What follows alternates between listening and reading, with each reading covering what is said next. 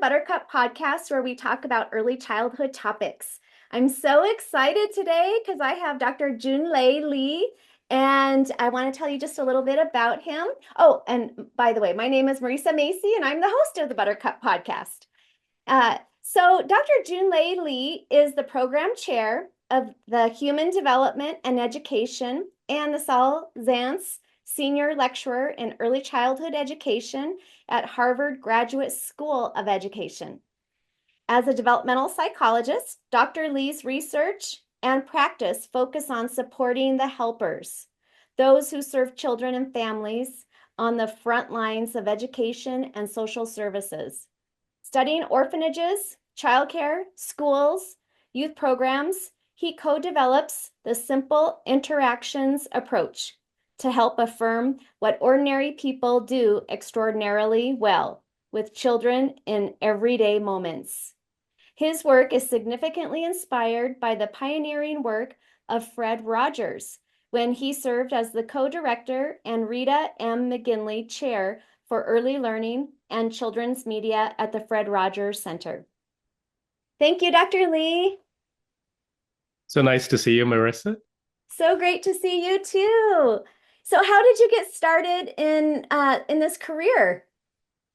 So it's hard to pinpoint the exact start of my career because it didn't start off in child development education at all. I was, an immigrant child coming to the United States in the early 90s. So the stereotypical career for, an immigrant child, a boy at the time, was to go into engineering, computer science. So my undergraduate was computer engineering, and I worked in the industry in the beginning of the internet. I know it's really hard for kind of younger students to understand that there was a beginning, but there was a beginning. But both my parents had been teachers themselves, and so at some point I thought that naively, I think I thought that there are better uses of technology and the internet than just maximizing kind of corporate profit. And I thought, clearly there's something we can do to help to support and expand educational opportunities. So just it's out of that kind of naive idea that I applied for grad school at age, oh boy, 20 something, 6 or 7, to study how people learn. So, what might be called cognitive psychology at the time. And so anyhow, I went to Pittsburgh, the city, and studied there. But unbeknownst to me, because I didn't grow up in the United States, I remember in doctoral school, like sometimes we don't have a class in the morning, so I would be just hanging around in my apartment and have the TV on, and there was PBS station, right? Mr. Rogers' Neighborhood is still being played, right, in the late 90s. It turns out that Mr. Rogers actually lived about 2 minutes walk from the graduate student office in the psychology building. Some students have seen him taking evening walks, like, just in the hills right behind our campus. So anyhow, I just remember, going to my classes, studying, research and experimental studies, et cetera, et cetera. And then watching something like Mr. Rogers, who's talking to children about, feelings, who's actually sometimes even talking to adults, right? About like, life and love and relationships and neighborhood. I just thought both of them are actually about children's development, but they're so different, right? Like one is this very technical, almost technocratic kind of approach to understanding human beings. Where I went to school in particular, we were using computational models as as a way to understand the human mind and how human learn. And meanwhile, there's Mr. Rogers talking to 3 and 4 year olds, about some of the most profound questions in the world, like what do you do with the mad that you feel when you feel so mad that you could bite? Like That's not just a 4-year-old kind of a question, right? Like, in today's particular time, in the United States, you can go on the street and stop any person at random and ask them, what do you do with the mad that you feel? Because a lot of people seem to be mad about a whole lot of things. So anyway, if I have to trace a beginning of my education in children's development, it would probably be those early years watching PBS as a PhD student in Pittsburgh.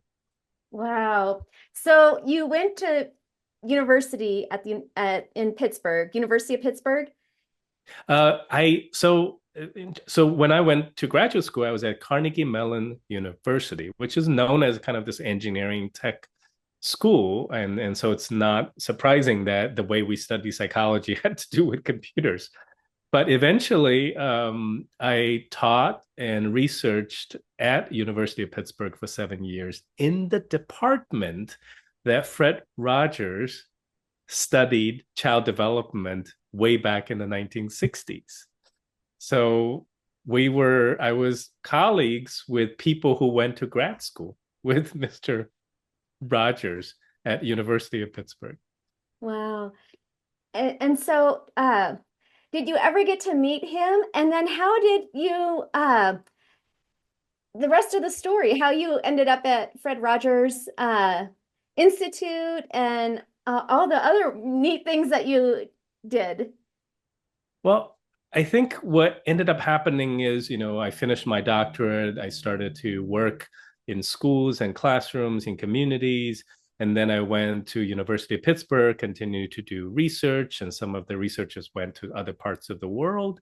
Um, and the whole time, I think the feeling that I had as a graduate student watching public television was that here's a way to think and talk about children and families and community that is so essential, right, to what it means to be human, to what it means to be healthy, to be well. And much of the academic and research language that I learned at that time was inadequate to talk about these important things. And so I think I just kept trying to run into people that worked at what at the time was called Family Communications, which is the nonprofit children's media production organization that made Mr. Rogers' Neighborhood from the 1960s all the way to 2001. And so by the time I joined the organization, Mr. Rogers had already passed away. And but I became kind of an in-house researcher, psychologist in that organization.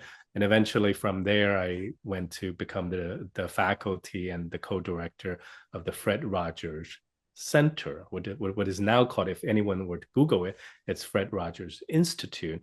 And it was something that he had set up before he died in the hope to extend what they learned from the television program to spread it or expand it in the real world, right? Like outside the television screens and in the real world. So that's kind of the long path of how I eventually came to work on these really exciting things, right? By the time I remember getting my first business card from Family Communications, which is, this, legendary kind of PBS media production kind of nonprofit, I remember just like I can't believe it. Like this is what I thought of, when I was a first year PhD student, and here I am. I actually get to work on some of those things.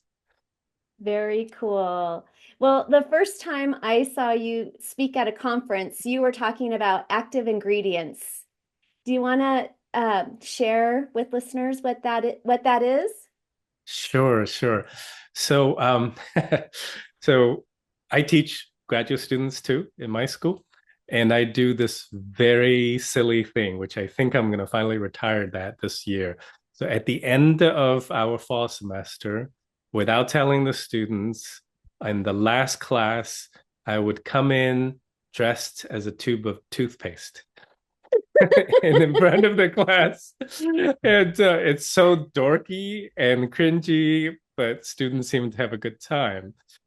The reason I do that is because this idea of the active ingredient came from a tube of toothpaste. So, like, any of us can like go grab, an actual tube of toothpaste. And what you're going to see in the back of the toothpaste is a label. And you're going to find that label in almost every brand you can grab in the grocery store shelves. And it says active ingredient, and it's fluoride. It's some kind of a fluoride, right? So I remember years ago when I was working at University of Pittsburgh, working with a variety of programs serving children and families, from early childhood program for adolescent violence prevention programs. Um, I was just thinking about like what do all these programs have in common, right? Because they serve different age groups, they serve different neighborhoods, and I was just playing with, quite literally playing with the box that the toothpaste came in, because I had to supervise my two young daughters brush their teeth, and it was very boring. So I was just reading the back of the box. And then I saw the active ingredient, right? Now I remember reading the term active ingredient even in research literature, but somehow, like, sometimes when you read things like first, second, third time, it just doesn't click with you, right? But somehow the word active ingredient clicked with me that night looking at the back of a toothpaste box. And the reason it clicked with me is that I noticed that in the toothpaste there's lots and lots of ingredients, right? There's like at least 2 dozen, but there's only one active ingredient, fluoride, right? So the question I had in my mind is, if we look at the work we do with children, whether you're a teacher, social worker, you're early interventionist, whoever you are, you have lots and lots of ingredients in your work, right? But if someone stops you and go, but what is your fluoride? Like, what is the one thing about your work that actually works, right? And at the time, I didn't have a good answer. I just thought that's kind of a weird but interesting kind of a question, right? Like, what's the fluoride of our work? And then over the years, I started to understand, like, wait a minute, like, it's actually important to be able to say what the fluoride of our work is. Because if you don't say it, what happens is like, imagine like you grab a tube of toothpaste, you know nothing about dentistry, and you grab it and it lists all the ingredients, and it lists like bubblegum flavor, fluoride, blah blah blah blah. Like if you don't list it, like the average person's like, oh, the bubblegum flavor is just as important as the fluoride, right? Well, clearly they're not, right? And so when you think about, like, if we take any of our jobs and start to make a list of all the things that happen in our job, and everything seems urgent and important and everything, but what if there's this one thing, right, that is active, that is so core, that if you remove that, then all these other things you do doesn't matter anymore, right?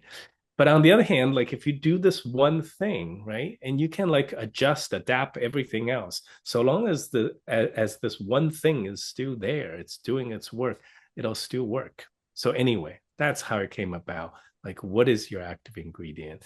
And turns out that everything I ever thought of, I think other great people have thought of it before.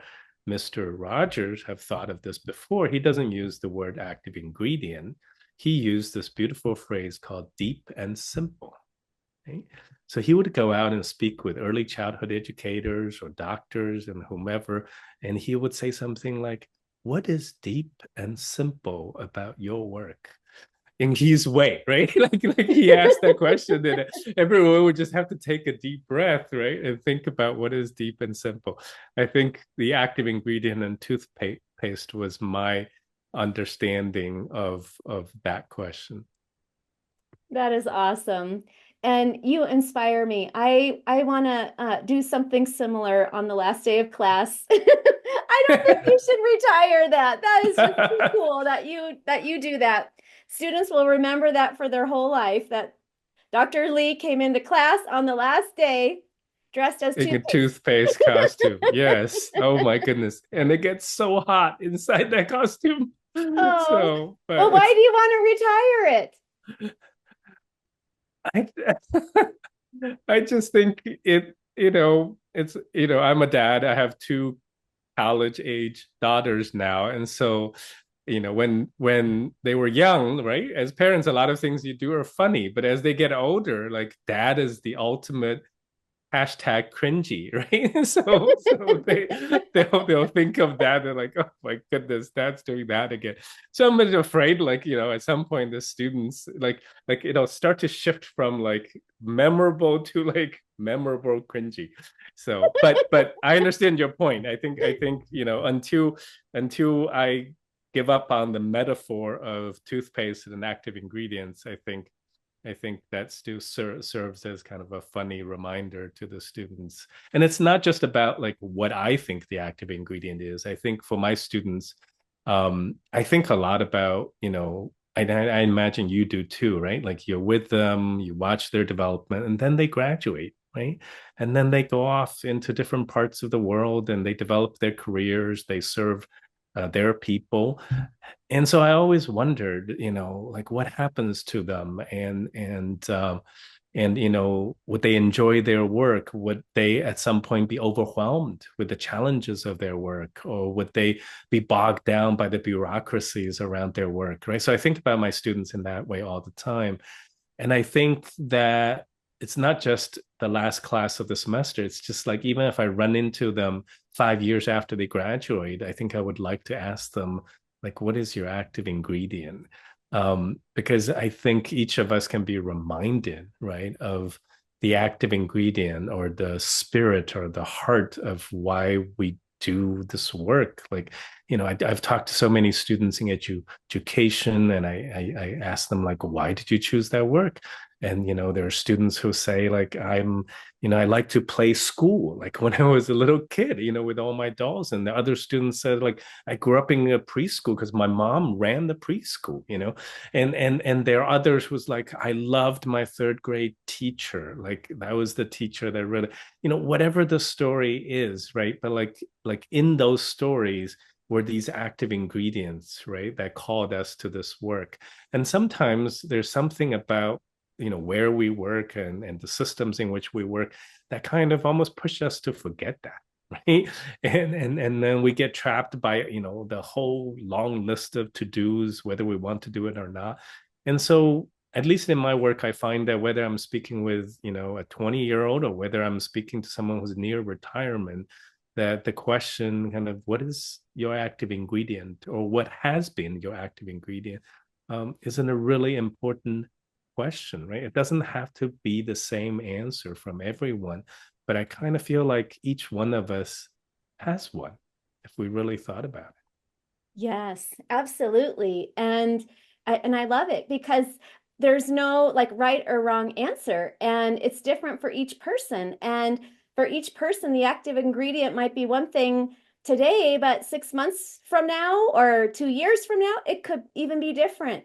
And I was thinking about you this weekend, Dr. Lee, because I now live in Wyoming and uh, in the mountains, and we're approximately 7,200 feet above sea level.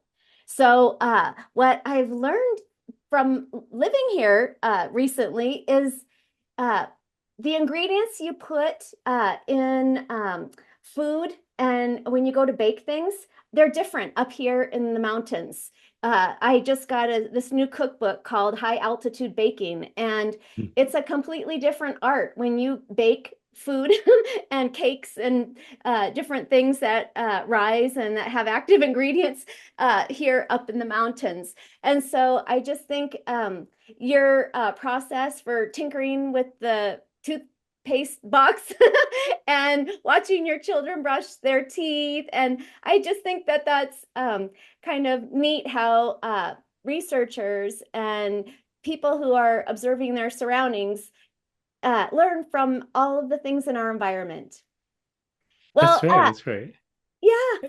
Well, No, I, when I, I was I was just thinking real quick about your metaphor about ingredients and cooking, right? Like, I think many of us have had this experience where someone we love in our own families, like they cook something we just loved ever since we were kids, and then we ask for the recipe, we try to duplicate it, we get close, but we're like not quite. Like it's not quite what I remember. And then you go visit, that member of family on Thanksgiving or whatever, and they do it, and you're like, yeah, that is. And so like even there, like we're like, there's an ingredient I'm missing, right? And sometimes it's an ingredient that you can pour out of a spice jar or something, but sometimes it's just how they do it. It's how they knead the dough, or as some people would say, why it's love. So they're loving it, and you can't quite duplicate grandma's love. Yes. And that's an interesting point you brought up too, because one person's active ingredient might not be replicated in another person. And I think a lot of times, especially um, emerging educators, pre-service teachers might be in a classroom and observing their cooperating professional, and they want to be like them or copy them or try to do things the same way. And everyone's unique, and it's sometimes hard to replicate other people's recipes and active ingredients. And I guess we got to just be ourselves. And um, yeah, I my That's right. I think so I know one of the things we are going to talk about in just a little bit is how do we think about interactions, right, between adults and children and so on. And so my colleagues and I spend a lot of time watching interactions. We watch how adults and children interact, and not just in preschool, but in high school, in community environments in different countries. And one of the things we find is exactly what you said, that it would be silly, right, to go to one classroom and say, if only that teacher would act exactly the same way as the teacher right next to them, right, then everything would be great. I don't think that's the way at all, right? So a lot of times, you see like two fantastic teachers, and you go from one room to the other, and you're like, wait, they sound different. Like they physically show up in a different way. They talk to the students in a different way, but nevertheless, like they each have their active ingredient, like they each engage and connect with their students, but the way they do it is very different, right? And so the balancing idea, I think we found over time, and I teach this in my class all the time, which is this phrase I borrow from developmental anthropologists, or people who study children's development all around the world, but not as like experimental researchers, but as anthropologists, right, who study culture and so on. And the phrase, this has become one of my favorite phrases for the last 5 years at least: universality without uniformity, right?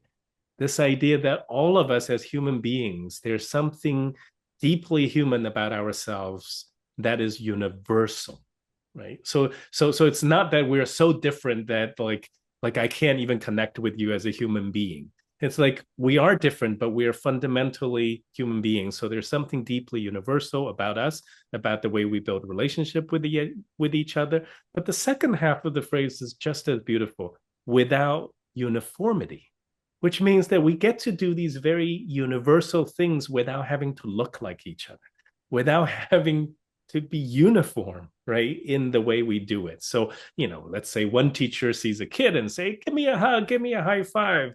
And another, teacher sees a child coming and go, hey, you did pretty well on that assignment yesterday. Like you still got three wrong, but that was a lot better than the last time. Like these two interactions are completely different, right? But it would be silly to ask either one of the teachers to sound like the other. They don't have to do it in a uniform way, but when you watch them, you know that they share this universal capacity to build a connection with the student and so on. Yes, I love that. Universality without uniformity. Very cool. Well, could you talk a little bit about the simple interactions tool uh, that you've developed? Sure, sure. So first of all, for any of your students who are listening, they can just go to simpleinteractions.org, and they can just download the tool. Like it's just a single page. It has 12 pictures on it. That's it. You can print it out. You can cut it up. You can change the words. You can do whatever you want with it. And we also explain the tool, on the website. But the idea was, well, actually, at the time when we're developing the tool, we didn't understand, important principles like universality without uniformity.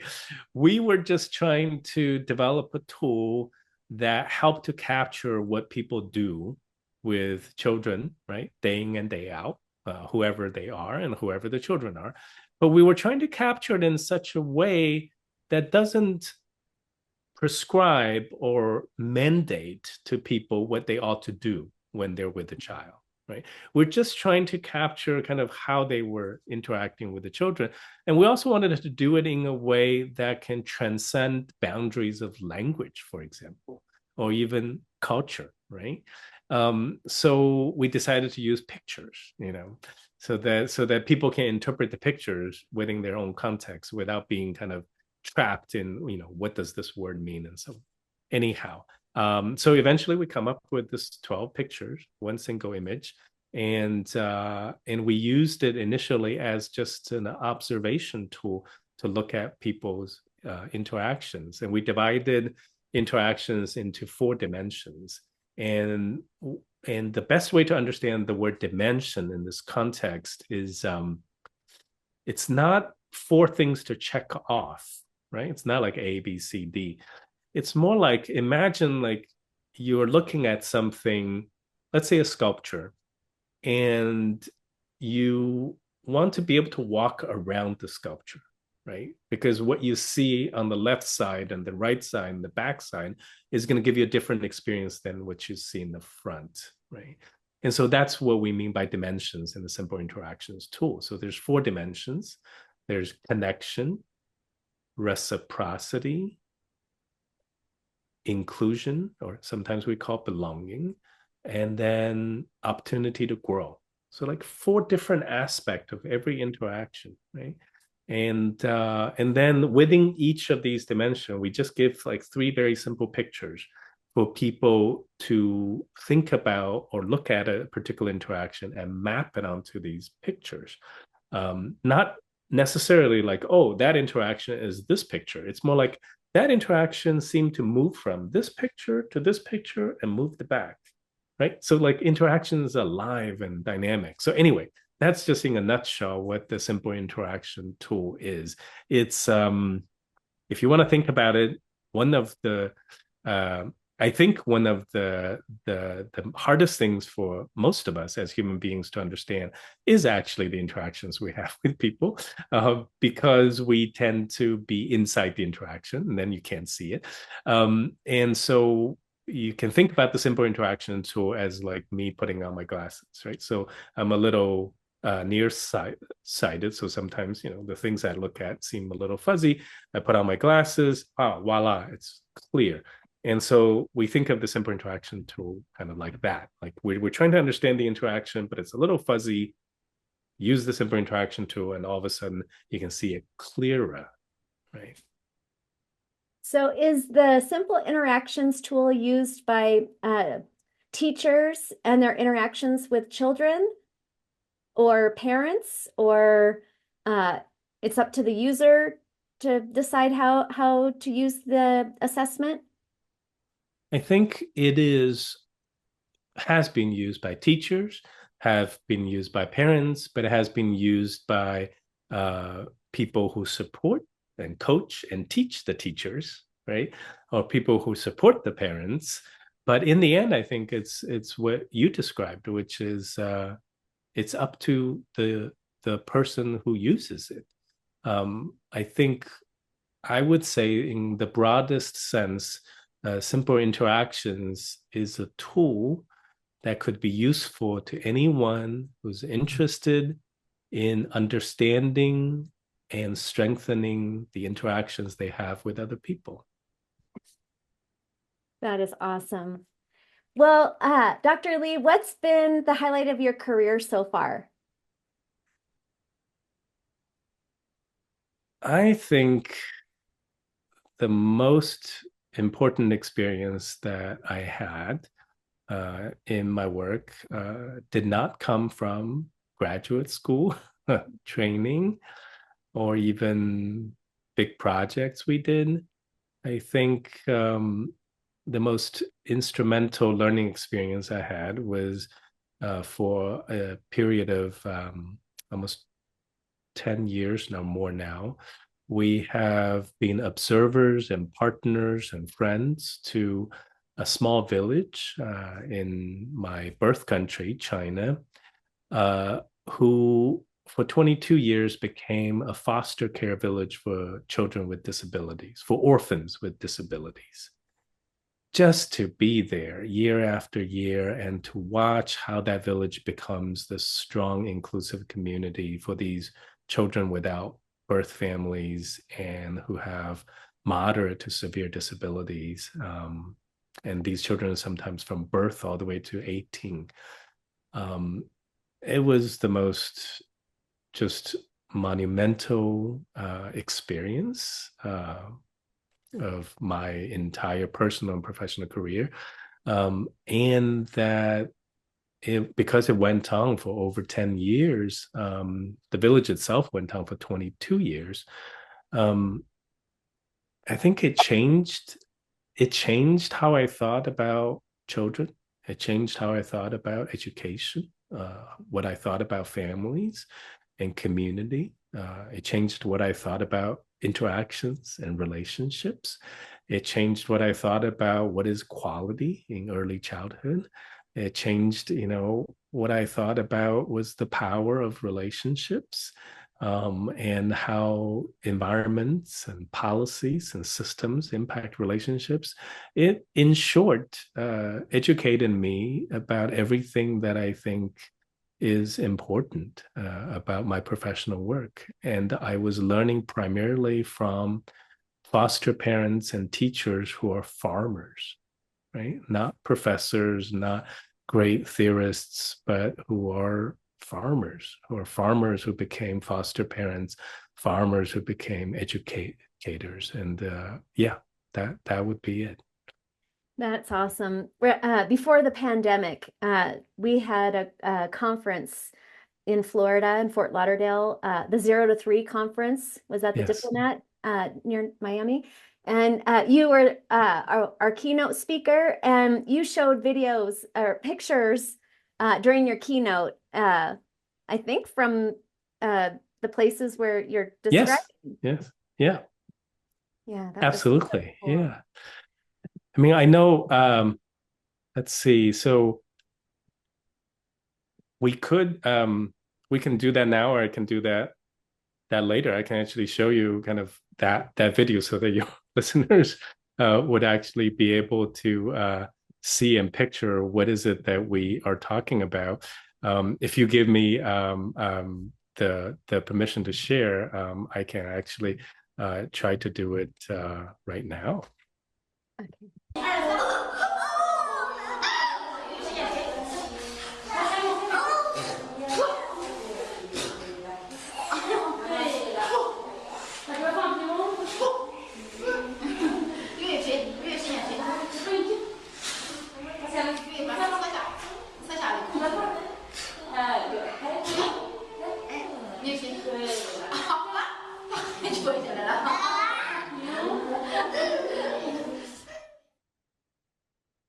哦，That's it, right?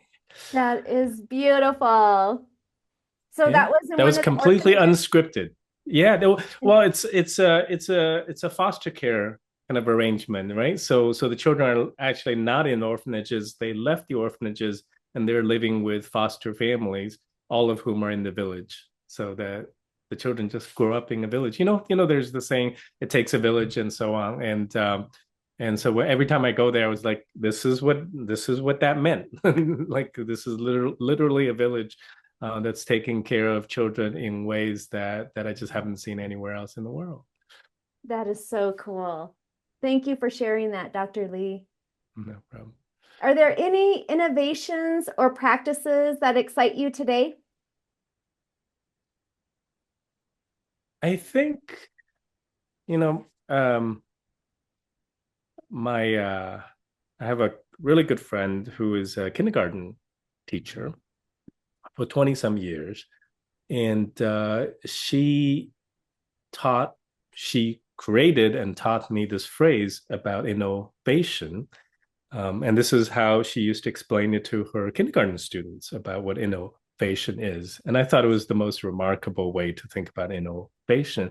She said, innovation is finding something new inside something known. And I Oh, just love this idea, right? Because sometimes, like, we think about innovation, we think about let's create something the world has never seen, right? Chat GPT or something like that. But her point was, especially when it comes to education, especially when it comes to children, that innovation is finding something new inside something known. So what that means is that you have to start with what is it that you actually know? What is it that you already know, right? So for a teacher like who's taught for many years, the question doesn't start with, how can you be innovative? The question actually starts with what is it you know? What is it you have learned about yourself, about children, about teaching in all the years you have been doing that work? And the idea is that we can grow and find innovation inside that, right? As opposed to tell people, we don't care what you've learned or what you've done in the past. Here's something new and a new gadget, use that. So, that is awesome. Something new within something known. yeah, yeah. Very, very cool. Well, is there someone or something that inspires you? So many. I I think the group of people that inspires me the most are what who I would call helping professionals. And what that means is that it's just people who work on the front lines, whether they're childcare providers, preschool teachers, social workers, hospital professionals who support children or patients, like just anyone whose job, right, day in and day out is actually supporting people. Because so much of my work is working with them, shadowing them, following them around. Even today, we do our work kind of like what an undergraduate student saying a practicum would do in the very beginning, right? You shadow your teacher, just to see what they do. I still do that now.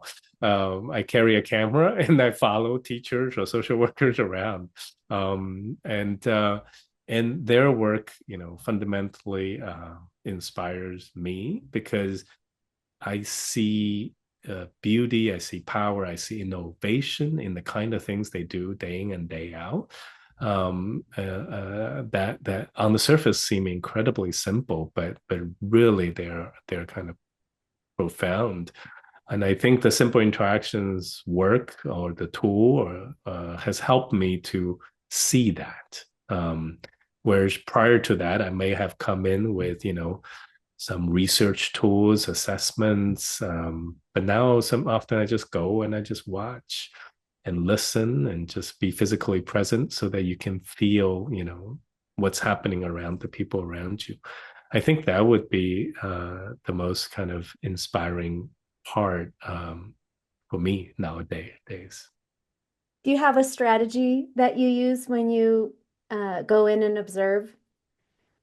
The reason why I'm asking is because sometimes I go into classrooms to observe students or teachers, and children want to know who you are and what you're doing there. And it's hard to be a fly on the wall because you're the thing that's different a lot of times if you're not there every day, and it sometimes um,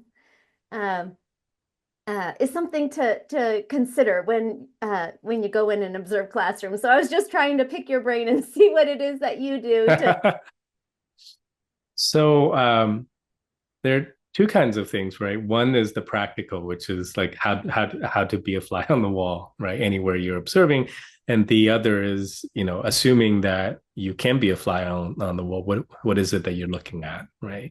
And so on the first one, I think my own lessons learned from doing this work all these years is to be exceedingly boring. So it would mean to dress properly, which means to dress in the most boring clothes that you can imagine. Like it looks like I just walked out of Costco and just bought the clothes and wore it. And Childcare camouflage. yeah, Uh, exactly, right? And then, I like children, I like to interact with them, but when we are observing, it's not that I'm unfriendly to children, but it's like I'm just boring, right? So we still use like $200 camcorders that existed more than 10 years ago, right? Because there's all these fancy new equipment, but we just use like the most boring one. And the boring one has this little flip screen so that when you're filming a teacher or a classroom, you're not actually looking at the teacher and the children. You get to look down, right? And so when you picture this like completely boring person holding, a gadget that's not even the least bit interesting and always just looking down on themselves, then after a while, you're just not that interesting.